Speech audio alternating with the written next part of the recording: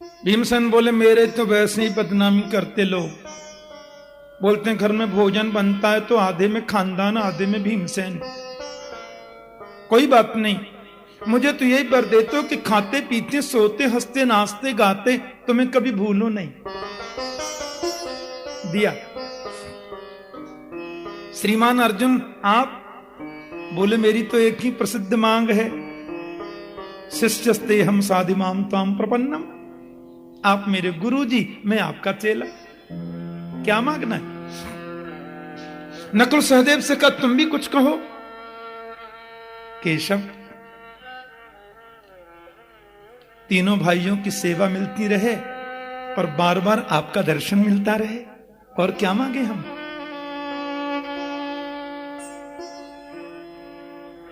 द्रौपदी से पूछा देवी आप?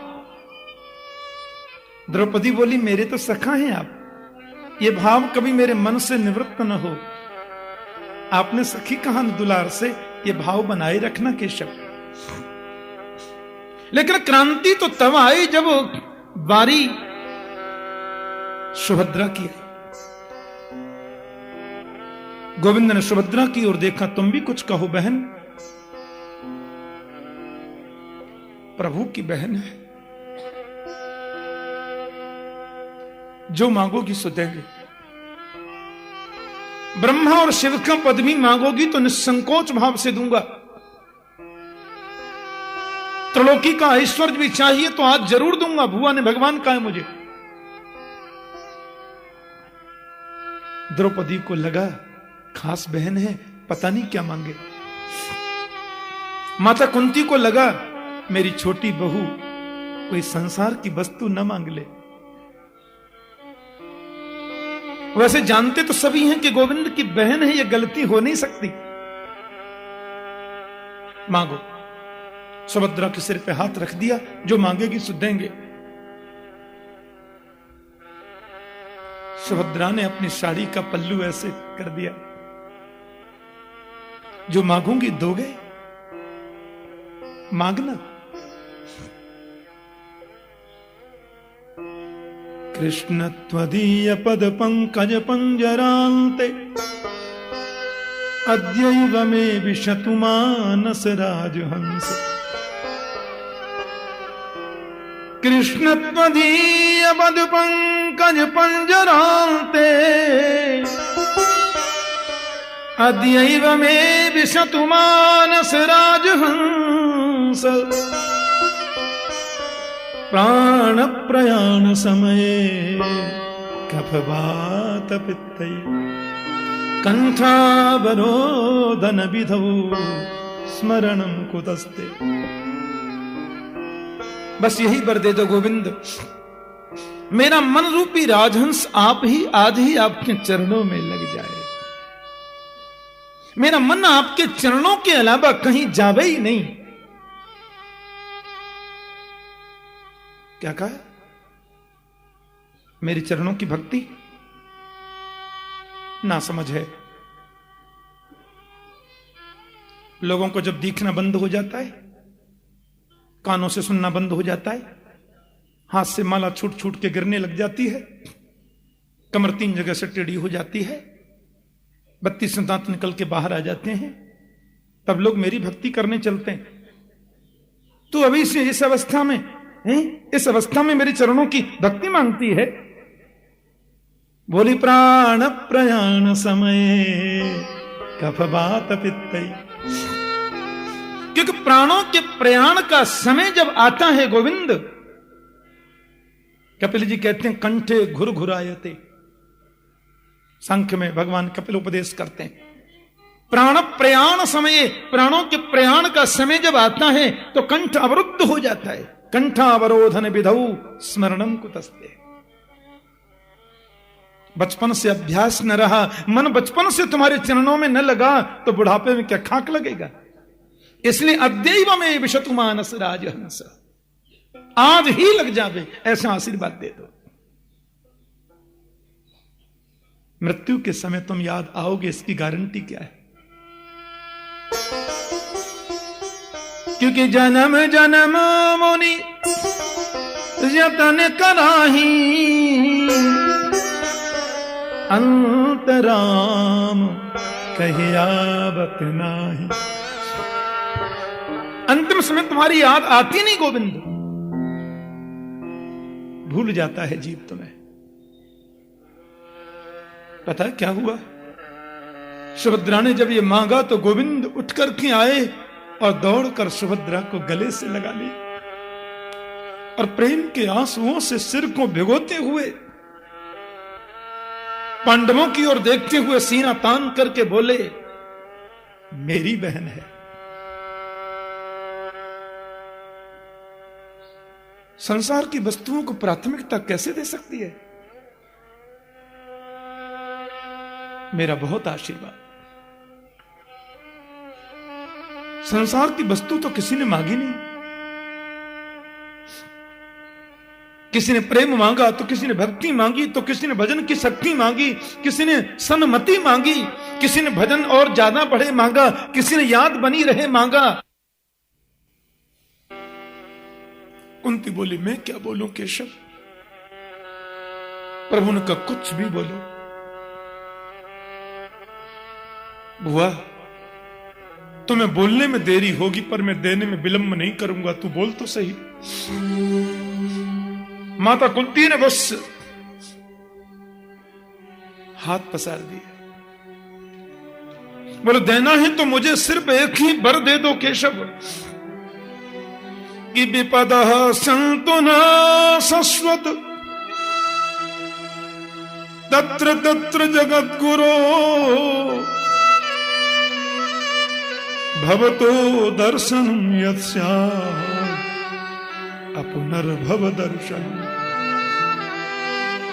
कुंती बोली, मेरे जीवन में विपत्ति पर विपत्ति आती रहे, दुख पर दुख आता रहे और मुझे कुछ नहीं चाहिए।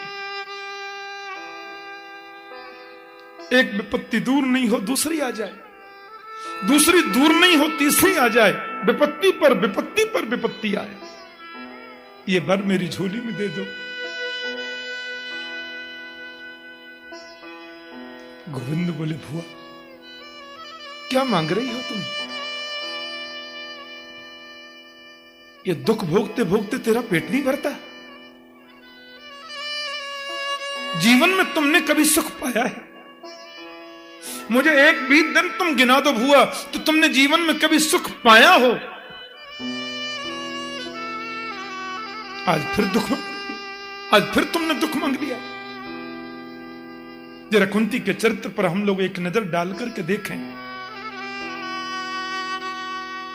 जन्म हुआ मथुरा में, महाराज सूरसेन की लाडली बेटी, नाम था प्रथा। लेकिन प्रथा का जन्म हुआ, सूरसेन के परम मित्र आ गए महात्मा कुंती भोज, और वो प्रथा को गोद ले गए। नाम था प्रथा, कुंती भोज ने नाम रख दिया कुंती। बालक ये तो समझता ही है, जन्म मेरा कहीं हुआ, पालन कहीं हो रहा है। तुम्हारा बचपन सुख से नहीं बीता। बड़ी हुई, शादी हो गई कुंती माता की, तो पति मिला पीलिया का मरीज, जन्म से ही पीलिया का मरीज, महाराज पांडु। पांडु महाराज की दो पत्नी, बड़ी पत्नी कुंती, छोटी पत्नी माद्री। बचपन सुख में बीता नहीं, पति मिला तो पीलिया का मरीज। उस पति का भी कोई सुख नहीं, क्योंकि पति को भी शाप लगा है कि तुम सहवास की कामना से अपनी पत्नी के पास जाओगे तो तुम्हारी मौत हो जाएगी, मर जाओगे। एक नारी के लिए इससे बड़ा कष्ट और क्या होगा।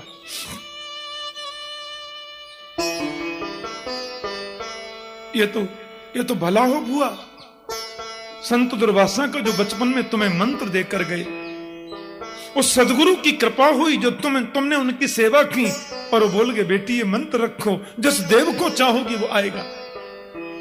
उस मंत्र की कृपा से 3 आपके, 2 माद्री के 5 पांडव हुए। तब हुआ पति भी तुम्हें मिला तो पीलिया का मरीज, उस पति का भी कोई सुख नहीं, और भर जवानी में उस पति की मौत हो गई।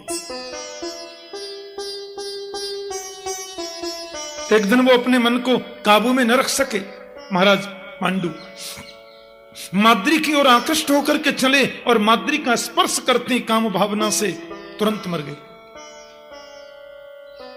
माद्री ने सोचा मेरी वजह से पति के वो पति के संग सती हो गई, अपने दोनों बेटे कुंती को दे गई। पति भी मिला पी लिया का मरी, उस पति का भी सुख नहीं, उस पति की भी भर जवानी में मौत हो गई। एक भारत की विषम परिस्थितियों में पलने वाली विधवा नारी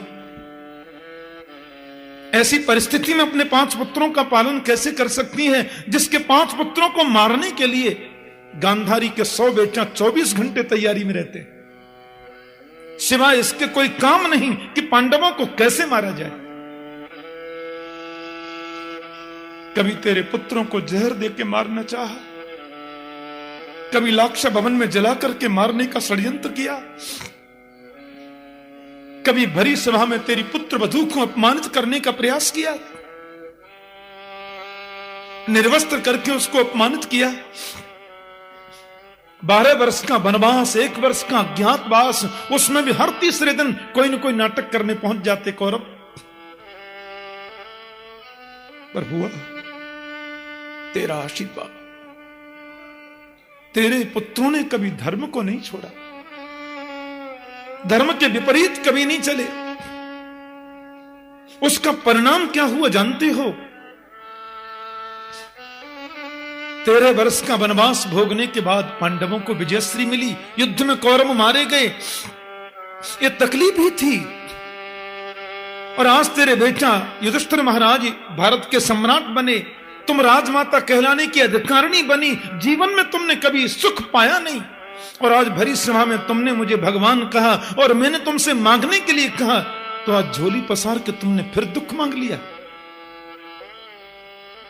ये दुख भोगते भोगते तेरा पेट नहीं भरता। माता कुंती ने बहुत सुंदर बात कही, गोविंद जिस दुख में तुम्हारी याद आती है वो दुख नहीं, सबसे बड़ा सुख है। क्योंकि विपदो नैव विपदः संपदो नैव संपदा, विपद विस्मरणं विष्णु संपत नारायण स्मृति। वास्तव में तो विपत्ति को विपत्ति नहीं कहते, संपत्ति को संपत्ति भी नहीं कहते। सबसे बड़ी विपत्ति तो यही है कि जीव तुमको भूल जाए। विपद विस्मरणम विष्णु संपत नारायण स्मृति। हनुमान जी ने कहा सुंदरकांड में कि कह हनुमंत विपत्ति प्रभु सोई।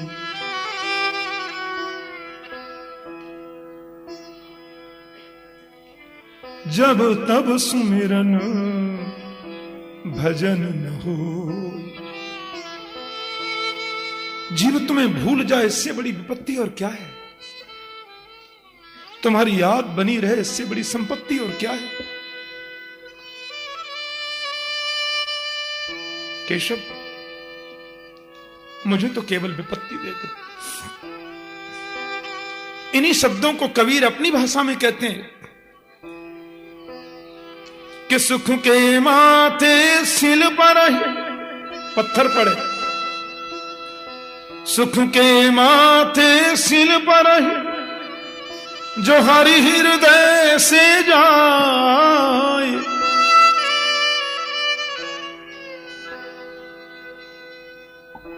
बलिहारी वहां दुख की जो पल पल नाम जपा। ऐसे सुख को लेकर के क्या करें? ऐसा वैभव, ऐसा साम्राज्य लेकर भी क्या करें जो भगवान को भुला दे? बलिहारी वा दुख की जो पल पल नाम जपाए। क्योंकि भवतो दर्शनम यत्स्यात् अपनर्भव दर्शनम। मैं कहां तक गिनाऊं? जब जब मेरे पुत्रों के जीवन में, मेरे जीवन में संकट आया, पता नहीं तुम्हारी क्यों याद ज्यादा आई, और जब जब तुम्हारी याद आई तब तब तुमने दर्शन दे दिया। हे केशव, ऐसे दुख को तो मैं अपना सबसे बड़ा साथी मानती हूं। मेरे पुत्र को विष दिया गया, आपने रक्षा की। लाक्षय भवन में जलाने का प्रयास किया, आपने रक्षा की। और वन में जहां जहां संकट आए, जहां जहां विपत्तियां आई, आपने बचाया। मैं कहां तक गिनाऊं? अभी अभी आपने मेरी पौत्र वधू के गर्भ में प्रवेश करके मेरे प्रपौत्र को बचा लिया। तो आज गोविंद मेरे सामने जो खड़े हैं, वो उस दुख का ही तो फल है। और जो दुख मुरलीधर से मिला है, वो दुख नहीं है, वो तो सबसे बड़ा सुख है। प्रभु ने कुंती को प्रणाम करके कहा, नाम हुआ यह मैं बिल्कुल नहीं दे सकता।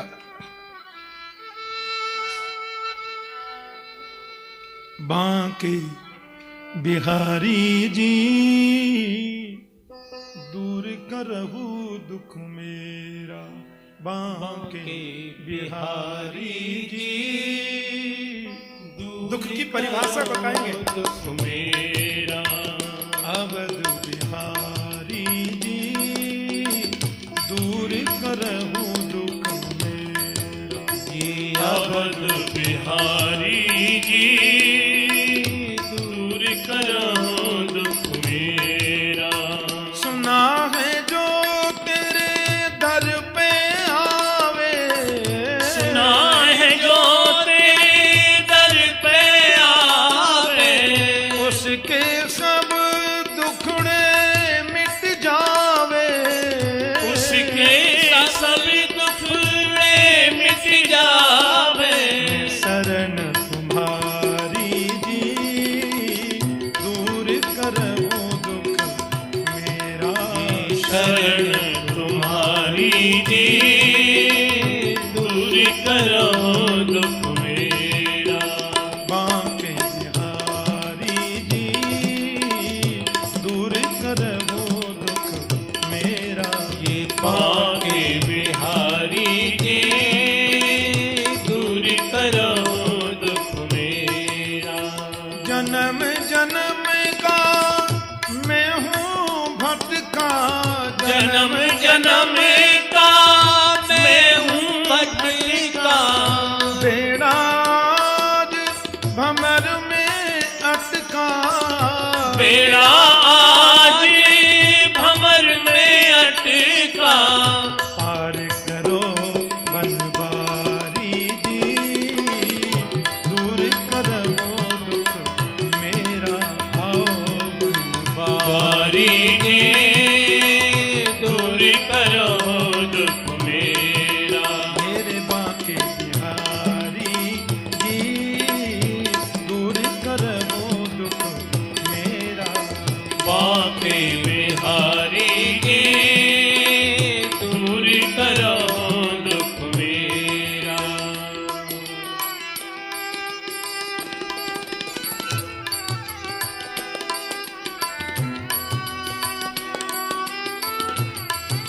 तुम्हारी स्मृति बनी रहे।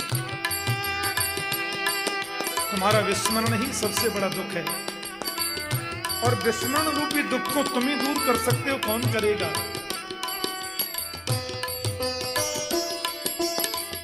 सुंदर भाव है।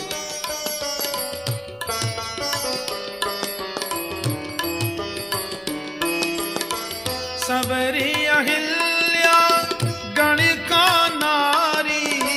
सबरी अहिल्या गणिका नारी। सब ही तुमने पार उतारी।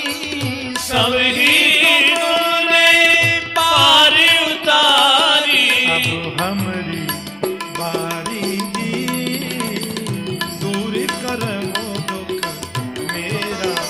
हमरे बारी जी दूर करहु दुख मेरा। मेरे बांके बिहारी जी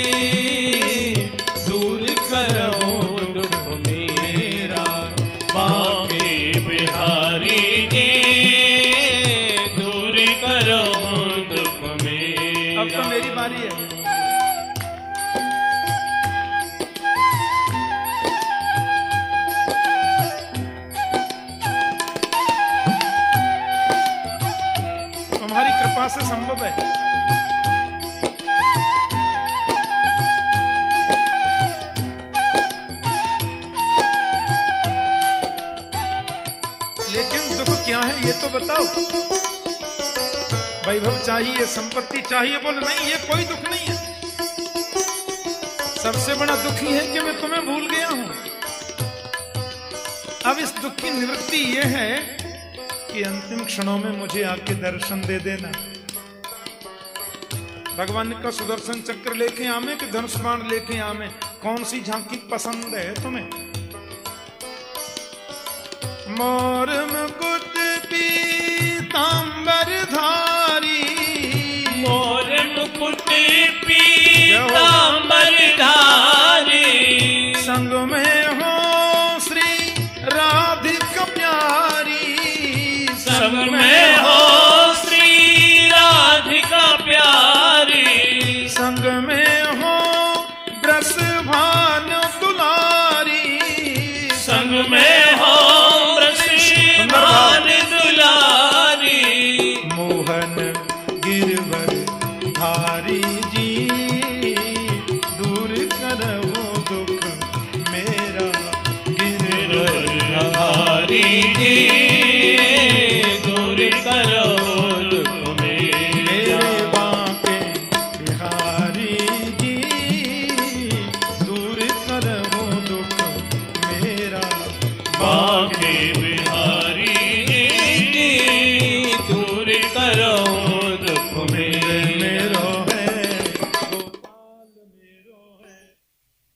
दो टूक मना कर दी, बहुत भोग लिया, बहुत हो गया, ये नहीं दो पाऊंगा मैं। कुंती बोली दुख नहीं दे सकते, एक काम तो कर सकते हो। गोविंद बोले क्या? बोले स्नेह पास मिमाम छिंदी, ये जो ममता की डोर बंधी है ना, इसको तोड़ दे गोविंद। इतना तो कर सकते हो। अब मैं बिल्कुल निवृत्त होना चाहती हूं। मैं चाहती हूं कि वृत्तियां संसार में भटकना बंद कर दें और तुम्हारे चरणों से जुड़ जाएं, बस। इसलिए स्नेह पास मिमाम छिंदी। गोविंद बोले वो तो पहले ही टूटी हुई है, उसको मैं क्या तोड़ू? माता कुंती तो महानात्मा है। प्रभु ने भक्ति का वचन दिया, उत्तरोत्तर तुम्हारी भक्ति बढ़े, और जहां भक्ति जाती है वहां गोविंद तो ऑटोमेटिक जाते। लेकिन कुंती माता को प्रभु समझा करके भोजन आदि से निवृत्त होकर के रात्रि में गोविंद ने देखा कि युधिष्ठिर के कमरे में रोशनी आ रही है। क्या बात है? अच्छा, कृष्ण गोविंद जो हैं वो युधिष्ठिर जी को पिता तुल्य आदर देते हैं। वो हैं भुआ के बेटा, बड़े भाई, लेकिन गोविंद उनको पितृतुल्य आदर देते हैं। युधिष्ठिर जी को बहुत सम्मान देते हैं। भीमसेन से तो कभी कभी विनोद भी कर लेते हैं, अर्जुन से तो बहुत प्यार रखते हैं, और नकुल सहदेव के प्रति वात्सल्य दृष्टि है। लेकिन युधिष्ठिर को तो प्रभु प्रणाम करते हैं। गोविंद आ गए रात के समय युधिष्ठिर के कक्ष में। दादाजी क्या बात है? महाराज, युधिष्ठिर जी आंख बंद करके बैठे और आंखों से आंसू झर रहे हैं। क्यों रो रहे हैं आप? गोविंद में बहुत बड़ा पापी है। अरे क्या करना है इस पृथ्वी के टुकड़े का? मेरी इस लोकेशना ने कितना बड़ा अन्याय कर दिया, तुम्हें मालूम है कि नहीं? राज्य पद की इच्छा ने कितना बड़ा अनर्थ कर दिया। लाखों स्त्रियां विधवा हो गईं, हजारों बच्चे अनाथ हो गए, कितने वीर मारे गए बेमौत। ये मेरी वजह से हुआ, क्योंकि मेरे मन में यह इच्छा थी कि मैं भारत का सम्राट बन जाऊं, मैं भारत का राजा बन जाऊं, हस्तिनापुर का अधिकार मुझे मिले। क्या करना इस टुकड़े का?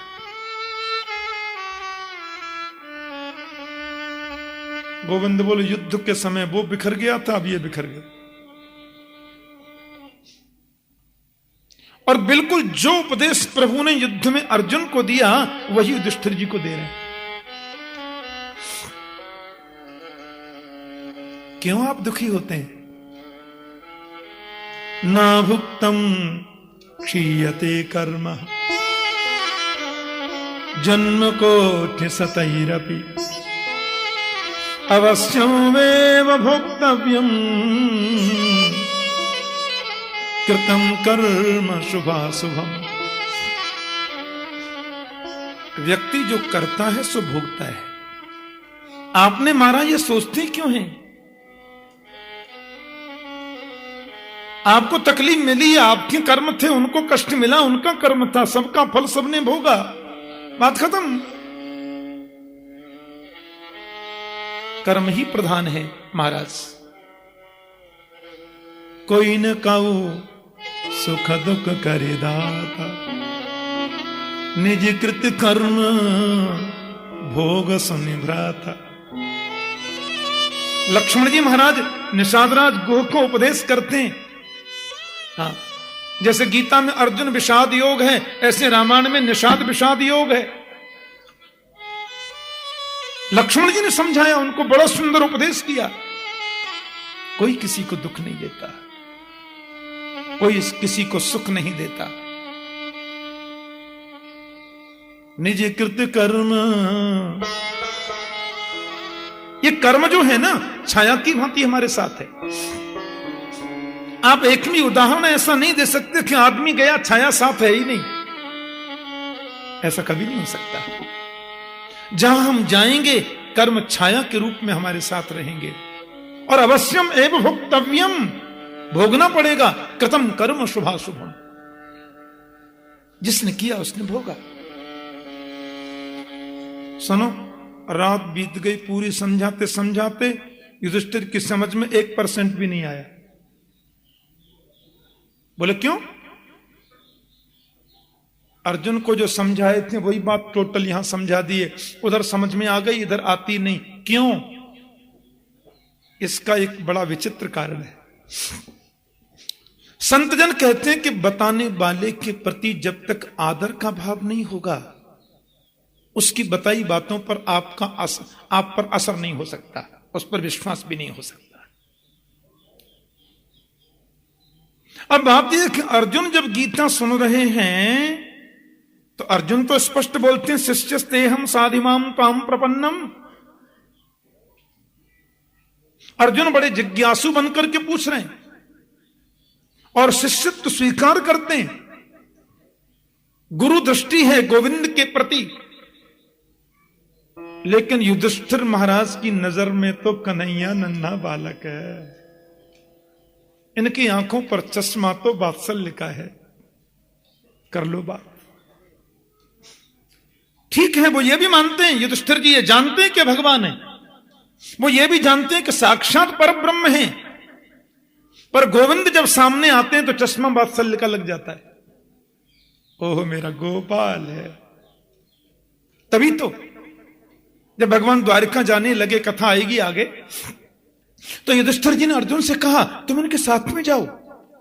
जब भगवान विजय दिलाकर जा रहे थे भीष्म पितामह के उपदेश के बाद, बोले अर्जुन तुम इनके साथ में जाओ। अर्जुन बोले क्यों?